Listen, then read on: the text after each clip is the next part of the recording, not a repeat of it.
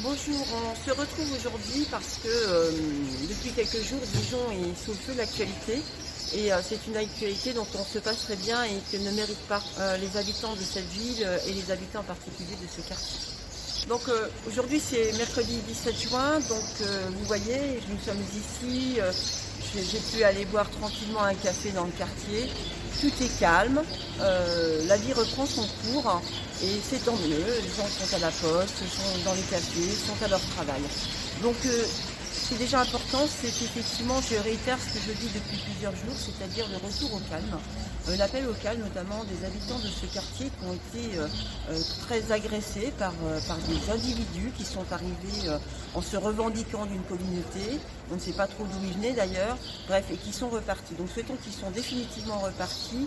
Et donc dans un premier temps, c'est vraiment l'appel au retour au calme. Ce retour au calme s'est opéré de plusieurs façons. Déjà par l'intervention que je trouve un peu tardive de la police nationale et notamment de forces spéciales, parce que quand on a plus d'une centaine de voitures d'individus donc arrivant sur Dijon, on dépasse très très largement le cadre normal, je dirais, d'une police nationale dans une ville. Moi je déplore déjà aussi le fait que cette police nationale était démantelée. Nous avions plusieurs commissariats, donc un gros commissariat dans un autre quartier prioritaire de la ville qui était donc la Fontaine-Bouche, où le commissariat a fermé par manque d'effectifs. Donc déjà il faut que notre ville retrouve un nombre suffisant d'effectifs de police nationale. Il faut que cette police nationale intervienne au bon moment. Donc comme je le disais tout à l'heure, je déplore peut-être un temps un peu long. Si on avait pu éviter ce qui s'est passé dimanche soir dans le quartier, c'est-à-dire des voitures arrivant en masse dans ce quartier qui a terrorisé la population des Grésilles à juste titre, ça devait être extrêmement impressionnant. On a vu les quelques vidéos qui tournaient. Donc déjà, présence un peu tardive mais efficace de la police nationale, les pompiers qui n'étaient pas loin aussi. Alors, pour rappel, la question a souvent été posée. La police municipale, c'est une police de tranquillité publique. C'est une police qui doit être une police de proximité. La police nationale, quant à elle, c'est son rôle, effectivement, d'intervenir quand on a, encore une fois, affaire à des individus qui sont menaçants face à des bandes armées, comme on a pu voir ici aussi, parce que ces bandes armées, elles existent, je ne sais pas d'où elles arrivent, mais en tout cas, elles étaient bien présentes aussi. Donc ça, c'est vraiment la mission de la police nationale. Donc, maintenant que le calme est revenu, il faut se reposer la question de vraiment pourquoi nous payons cette police nationale, quelle doit être sa responsabilité à un moment donné où il y a eu aussi beaucoup de manifestations et de questionnements sur ce rôle de la police nationale. La police nationale, son rôle, c'est d'instaurer, de restaurer. Il faut absolument que dans notre pays, nous arrivions à restaurer la confiance entre notre police nationale, la justice et les habitants de tous les quartiers. Il faut que l'on se sente tous en sécurité. Et moi, vraiment, je suis scandalisée par la récupération politique qui est faite de cet événement, qui est exceptionnel à Dijon, qui se passe ailleurs, dans d'autres villes. Donc nous ne sommes pas le terreau d'une délinquance spécifique ou de je ne sais pas quoi, de la fin du monde, pas du tout. Donc cette instrumentalisation politique, elle est délétère.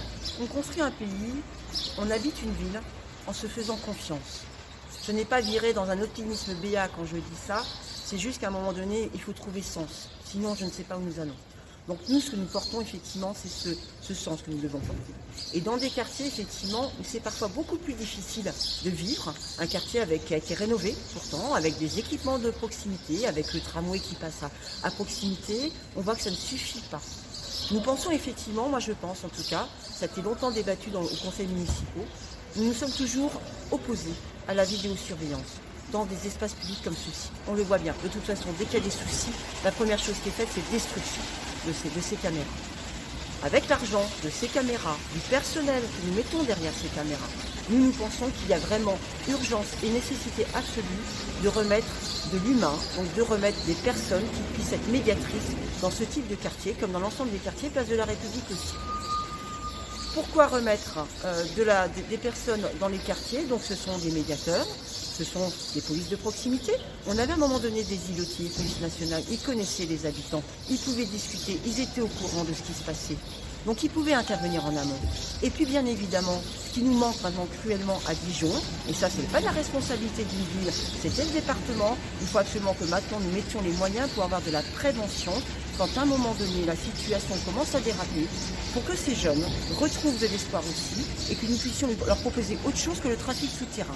C'est vrai qu'il y a des situations de trafic souterrain dans ces quartiers qui gangrènent ces quartiers et qui pour autant ne représentent absolument pas la majorité, la quasi-totalité des habitants des quartiers, que ce soit le quartier des Grésilles, que ce soit la Fontaine-Bouche, que ce soit l'ensemble des quartiers centre-ville ou ailleurs. La quasi-totalité des habitants aspirent à plusieurs choses, c'est avoir un logement décent, pouvoir se nourrir, pouvoir offrir des études à leurs enfants, avoir de la culture, du sport, pouvoir vaquer tranquillement à leur occupation et pouvoir rentrer chez eux tranquillement le soir. Voilà. Donc c'est à ça que nous devons nous préoccuper. Donc effectivement, il faut par contre gérer la délinquance qu'il y a sur place, en lien avec la police nationale. Il y a des comités locaux de sécurité, il faut que ça se réunisse, il faut que les amplifie sur Dijon. Donc nous, notre panel de propositions, c'est pas miraculeux, c'est du travail de moyen et long terme, c'est restaurer la confiance par de la présence humaine dans les quartiers, la présence des services publics qui sont extrêmement importants, de la présence bien sûr, donc tout ce qui est école, tout ça il y a des collèges, il y a des lycées. Moi dire aussi, très simplement, que moi j'ai grandi dans un quartier comme celui-ci, j'ai grandi à Reims, quartier de l'Europe. C'est aussi un quartier qui est extrêmement populaire. Sauf que moi, quand j'ai grandi, je suis en 68, quand j'ai grandi dans ce quartier de l'Europe, les gens avaient du travail. Les gens travaillaient. Donc les gens avaient de la dignité, les gens travaillaient.